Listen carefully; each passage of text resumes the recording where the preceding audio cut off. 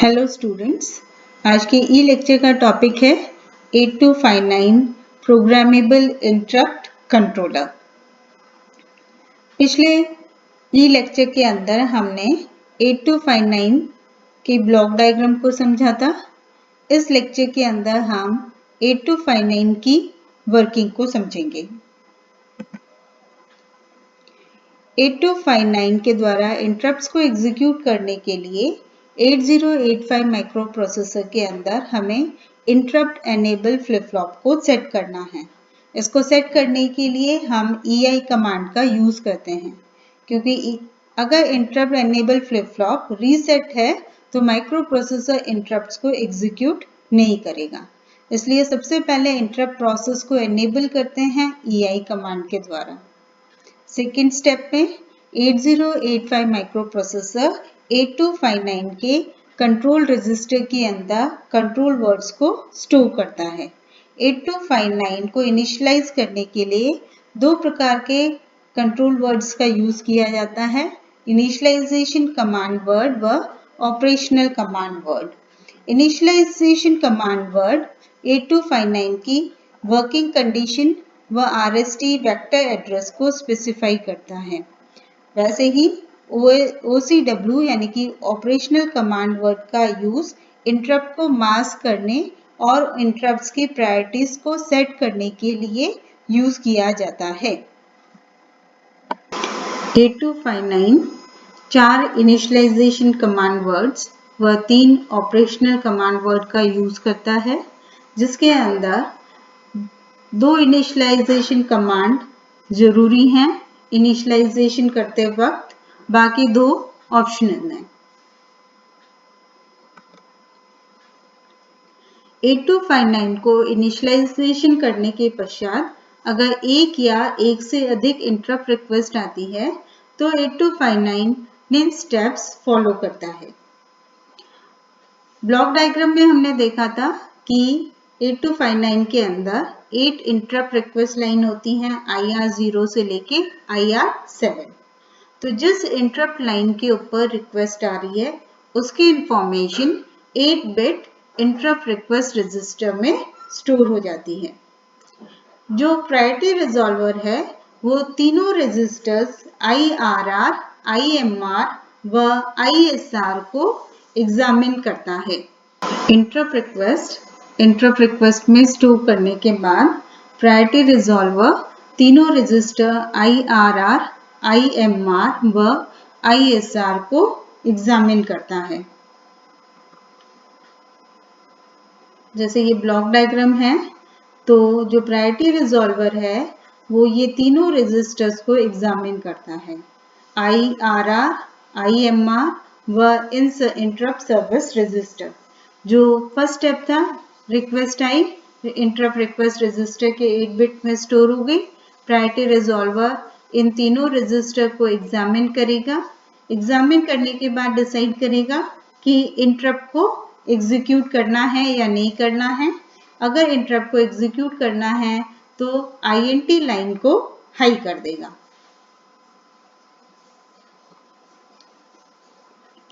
जो 8259 की INT line है वो 8085 माइक्रो प्रोसेसर की इंटरप्ट लाइन से कनेक्टेड है।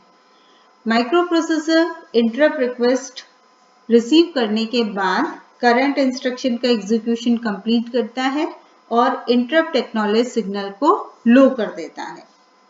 जैसे ही 824 स्टेप, जैसे ही 8259 के पास इंटरप्ट एक्नॉलेज सिग्नल रिसीव करता है तो ISR में जिस इंटरप्ट को एग्जीक्यूट करना है उससे रिलेटेड प्रायोरिटी बिट को सेट करना है।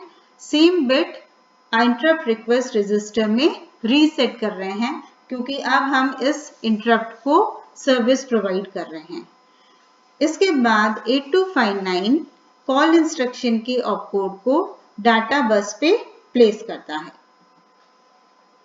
जब माइक्रो प्रोसेसर कॉल इंस्ट्रक्शन को डिकोड करता है तो वह 2 और क्लॉक पल्स के लिए इंटरप्ट एक्नॉलेज सिग्नल को लो कर देता है। जब 8259 दूसरी बार इंटरप्ट एक्नॉलेज सिग्नल रिसीव करता है तो उसे पता चल रहा है कि माइक्रो प्रोसेसर को 16 बिट एड्रेस की आवश्यकता है। जो कॉल एड्रेस उसने भेजा था माइक्रो प्रोसेसर को, अब उसे 16 bit call address micro processor को भेजना है। इसलिए जब 8259 दूसरा इंटरप्ट एक्नॉलेज सिग्नल रिसीव करता है तो वह कॉल एड्रेस की लोअर ऑर्डर बाइट को डाटा बस पे प्लेस करता है। तीसरी बार जब इंटरप्ट एक्नॉलेज सिग्नल रिसीव करता है तो वो कॉल एड्रेस की हायर ऑर्डर बाइट को डाटा बस पे प्लेस करता है। तो इस तरह से 8259 ने कॉल इंस्ट्रक्शन का ऑपकोड व call address 16 bit address microprocessor को भेज दिया।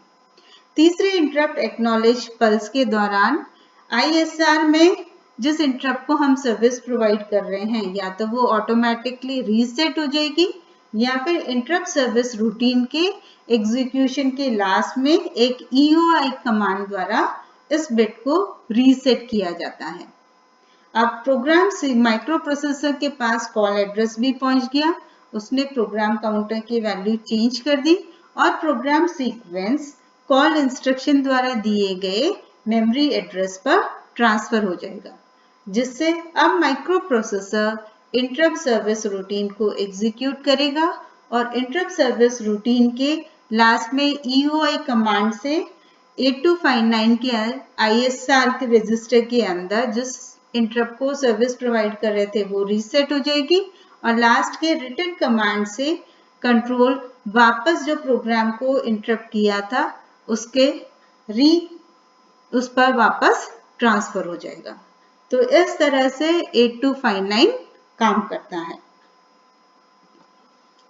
अब 8259 के द्वारा इंटरप्ट्स को एग्जीक्यूट करने से पहले हमने देखा कि 8259 को इनिशियलाइज करना पड़ता है।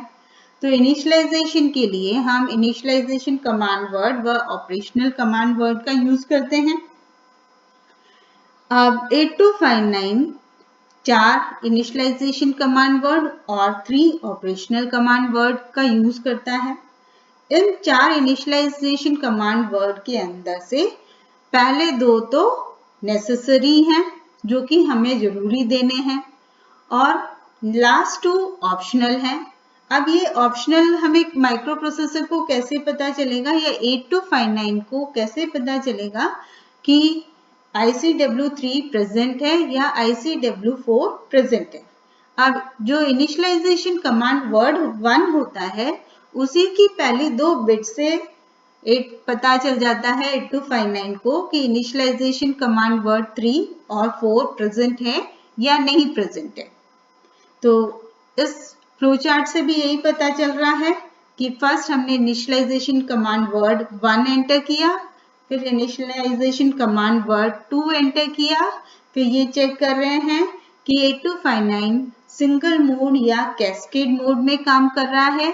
अगर सिंगल मोड में काम कर रहा है तो हमें ICW3 की जरूरत नहीं है और सीधे नेक्स्ट स्टेप पर आ रहे हैं।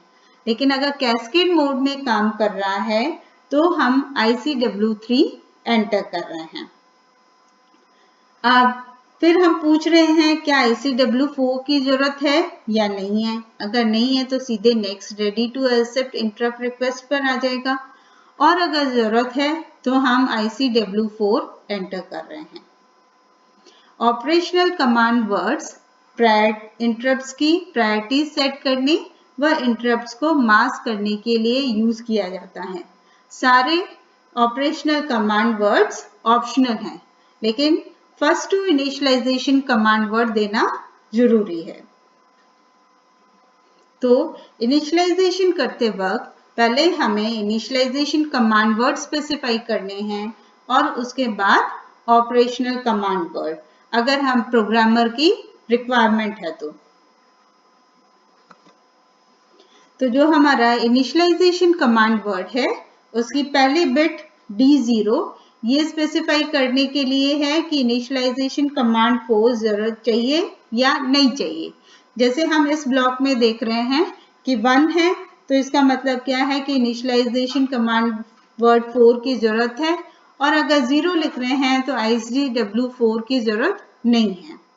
सेकेंड D1 वाली बिट ये क्या स्पेसिफाई कर रही है, सिंगल। अगर यहाँ पे 1 स्टोर कर देते हैं तो इसका मतलब ये है कि 8259 सिंगल मोड में काम में ले रहे हैं, और अगर 0 है तो कैस्केड मोड में काम में ले रहे हैं। नेक्स्ट वाली बिट है ADI कॉल एड्रेस इंटरवल। अगर 1 है तो कॉल एड्रेस इंटरवल का 4 लोकेशन के काम में लेंगे, और अगर 0 है तो इंटरवल 8 काम में लेंगे। नेक्स्ट वाली बिट बता रही है कि जो इंटरप्ट रिक्वेस्ट आ रही है उसे लेवल ट्रिगर्ड मोड में एक्सेप्ट करना है या एज ट्रिगर्ड मोड में एक्सेप्ट करना है।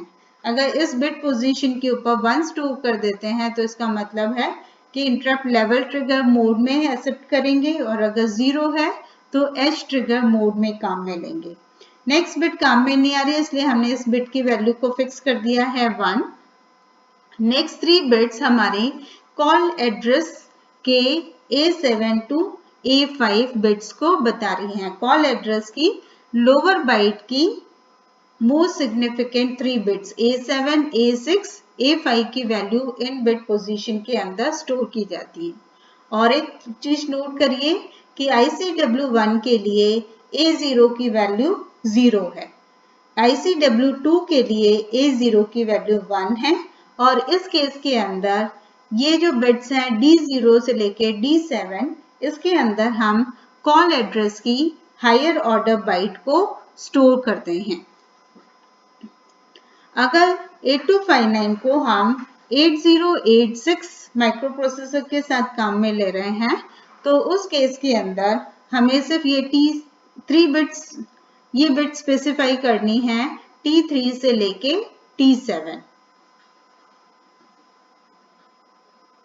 बाकी बिट्स जो भी इंटरप्ट का नंबर है उससे माइक्रो प्रोसेसर ऑटोमेटिकली कैलकुलेट कर लेगा।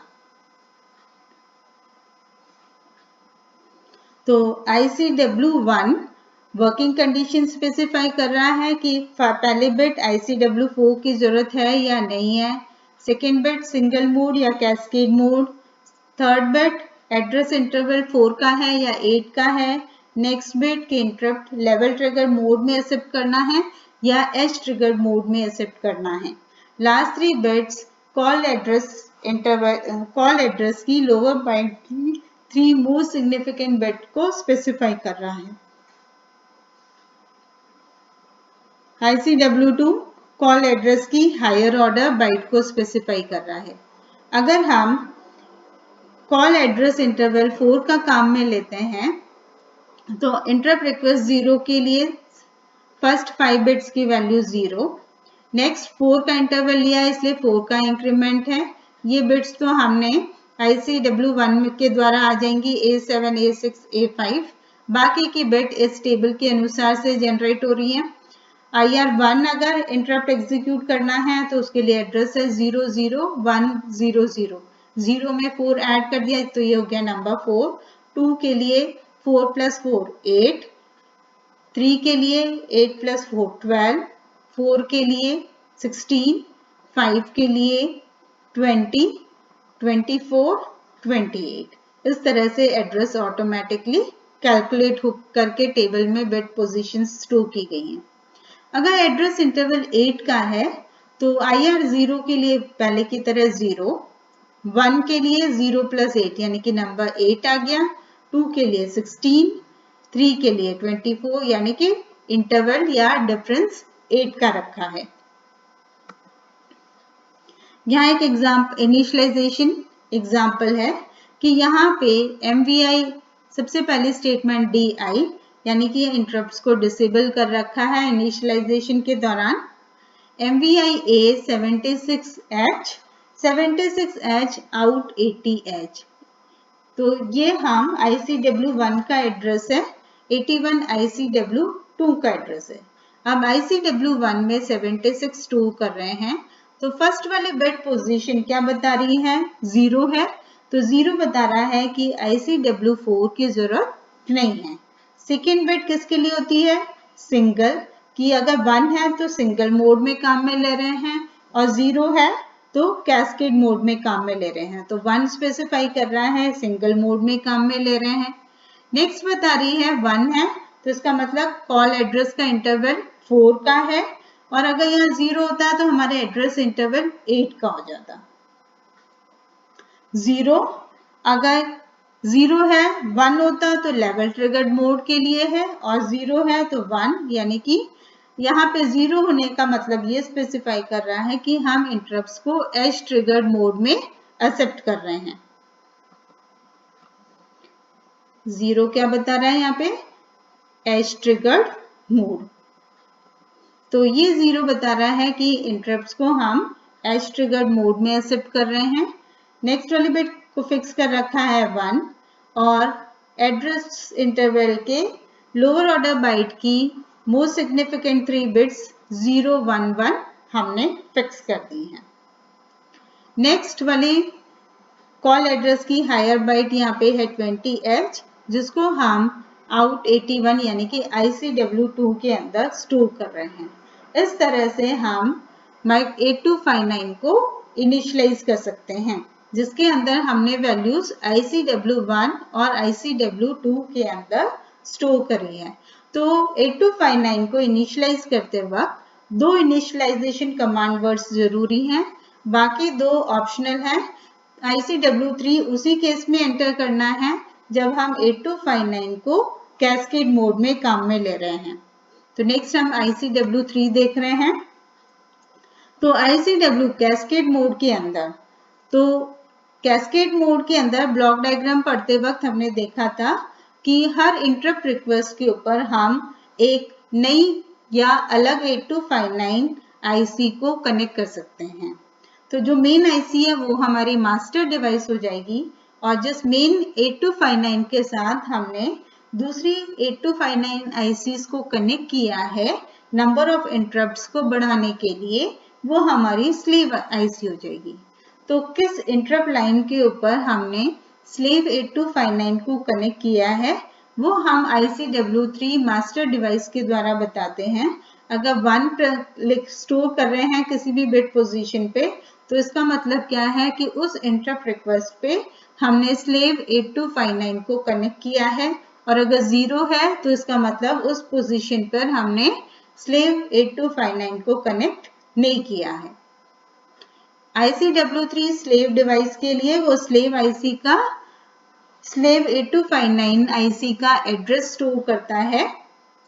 तो यहाँ पे टोटल नंबर ऑफ 8259 जो स्लेव्स 8259 हम कनेक्ट कर सकते हैं वो 8 होती हैं। तो इनका एड्रेस 0 से लेके 7 तक होता है, जो कि है 000, नेक्स्ट के लिए 001, 010, 011 और 111। तो जो स्लेव IC का एड्रेस है वो 0 से लेके 7 तक पॉसिबल है, और वो यहाँ पे हमने 3 बिट्स D0, D1, D2 में स्टोर कर दिया। नेक्स्ट बिट काम में नहीं आ रही है, इसलिए सभी बिट्स की वैल्यू 0 और A0 की वैल्यू को रख दिया है 1। तो अगर कैस्केड मोड में काम में ले रहे हैं तो 2 ICW3, एक मास्टर डिवाइस के लिए और एक स्लेव डिवाइस के लिए हमें इनिशियलाइज करना होगा। नेक्स्ट है ICW4। तो ICW1 में ही हमने बता दिया था कि हमें ICW4 एंटर करना है या नहीं करना है। तो ICW4 हमें ये बताता है कि हम कौन से माइक्रो प्रोसेसर के साथ 8259 को कनेक्ट कर रहे हैं, कि हमारा 8 बिट माइक्रो प्रोसेसर है या 16 बिट है। अगर यहाँ पे 1 स्टोर कर रहे हैं D0 बिट पोजीशन पे, तो इसका मतलब हम 16 बिट माइक्रो प्रोसेसर यानी कि 8086 या 8088 काम में ले रहे हैं, और अगर यहाँ पे 0 स्टोर कर रहे हैं तो इसका मतलब ये है कि हम 8 बिट माइक्रो प्रोसेसर काम में ले रहे हैं। अब इंटरप्ट के एग्जीक्यूशन के बाद ISR रजिस्टर के अंदर जिस इंटरप्ट को सर्विस प्रोवाइड करी है उसको हमें रीसेट करना होता है। तो अगर 1 लिख रहे हैं इस बिट पोजीशन पे, तो वो ऑटोमेटिकली रीसेट हो जाएगी जैसे ही हम इंटरप्ट सर्विस रूटीन पे जंप करेंगे। और नॉर्मल EOI का मतलब है जब इंटरप्ट सर्विस रूटीन का एग्जीक्यूशन कंप्लीट होगा तो उसके अंदर एक EOI कमांड होगा, उसके द्वारा वो बिट रीसेट हो जाएगी। अगर हम बफर्ड मोड काम में ले रहे हैं तो ये बफर मोड 1 हो जाएगी। नॉन बफर्ड मोड में काम कर रहे हैं तो ये बिट 0 हो जाएगी। नॉन बफर मोड के अंदर MS का मतलब है मास्टर और S का मतलब है स्लेव। तो ये बिट्स डोंट केयर हो जाएंगी नॉन बफर मोड के अंदर। और 10 बता रहा है बफर मोड स्लेव के लिए, 11 बता रहा है बफर मोड मास्टर के लिए। नेक्स्ट बिट है स्पेशल फुली नेस्टेड मोड, और नेक्स्ट 3 बिट्स काम में नहीं आ रही हैं और A0 की वैल्यू है 1। तो एक चीज नोटिस करिए कि ICW1 के लिए A0 की वैल्यू 0 होती है, बाकी ICW2, ICW3 व ICW4 के लिए A0 बिट पोजीशन 1 होगी। नेक्स्ट है हमारे operational command words. Operational command words सारे ऑप्शनल हैं, ये हम उसी केस में काम में लेते हैं स्पेसिफाई करने के लिए कि कौन से इंटरप्ट को हम मास्क कर रहे हैं और किस प्रकार से हमारी इंटरप्ट्स की प्रायोरिटीज इंटरप्ट्स को एग्जीक्यूशन के बाद चेंज करनी है। तो जो OCW1 है वो हमें इंटरप्ट के मास्किंग स्टेटस के लिए यूज करते हैं।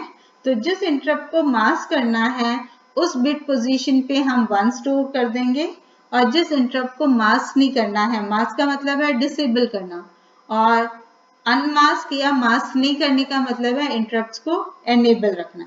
तो जिस इंटरप्ट को हमें डिसेबल करना है यानी कि मास्क करना है उसके लिए हम 1 स्टोर कर देंगे, बाकी इंटरप्ट्स के लिए हम 0 स्टोर कर देंगे। नेक्स्ट है OCW1। ये OCW1 मास्किंग के लिए काम में ले रहे थे, OCW2 इंटरप्ट्स की प्रायोरिटी सेट करने के लिए काम में ले रहे हैं। तो हमने पिछले लेक्चर में देखा था कि हम इंटरप्ट्स की प्रायोरिटीज डिफरेंट मेथड्स के द्वारा चेंज कर सकते हैं, और एंड ऑफ इंटरप्ट कमांड हमें किस प्रकार देना है वो भी स्पेसिफाई कर रहे हैं। तो ये 3 end of interrupt, rotation mode और ये है स्पेसिफिक EOI कमांड। तो इन तीनों के कॉम्बिनेशन से ये 8 पॉसिबिलिटीज बन रही हैं 001 यानी कि non specific EOI command. Rotation काम में नहीं आ रहा है, स्पेसिफिक में है 0 यानी कि नॉन स्पेसिफिक हो गया, और EOI 1 हो गया, तो कमांड हो गया non specific EOI command. Specific वाले बिट पोजीशन को 1 कर दिया तो ये हो गया specific EOI command. Next rotation को 1 रखा है और स्पेसिफिक को 0 रखा है और EOI 1 है, तो इसका मतलब हो गया rotate on non specific EOI command. Rotate 1 है, स्पेसिफिक भी 0 है और EOI भी 0 है, तो rotate in automatic EOI mode. तो ये बहुत सारे ऑप्शंस हैं और इनके द्वारा हम इंटरप्ट्स की प्रायोरिटीज को किस प्रकार से चेंज करना है वो स्पेसिफाई कर सकते हैं। ये इंटरप्ट के लेवल जिस पे हम काम कर रहे हैं वो स्पेसिफाई करता है। टोटल हमारे पास 8 इंटरप्ट्स हैं 0 से लेके 7 तक, इसलिए लेवल की वैल्यू भी 0 से लेके 7 तक होगी। तो ये यहाँ पे लेवल स्पेसिफाई हो रहा है 0000 के लिए, 0011 के लिए, 0102 के लिए एंड सो ऑन 111 है 7 के लिए। तो OCW1 और 2 के द्वारा हम इंटरप्ट्स को मास्क करना है वो इंफॉर्मेशन बता सकते हैं, साथ ही OCW2 के द्वारा इंटरप्ट्स की प्रायोरिटीज को कैसे हैंडल करना है वो स्पेसिफाई करते हैं। तो इस लेक्चर के अंदर हमने 8259 की वर्किंग को समझा और इनिशियलाइजेशन कमांड वर्ड व ऑपरेशनल कमांड वर्ड को सिंटैक्स को समझा और किस प्रकार से 8259 को इनिशियलाइज किया जाता है। Thank you.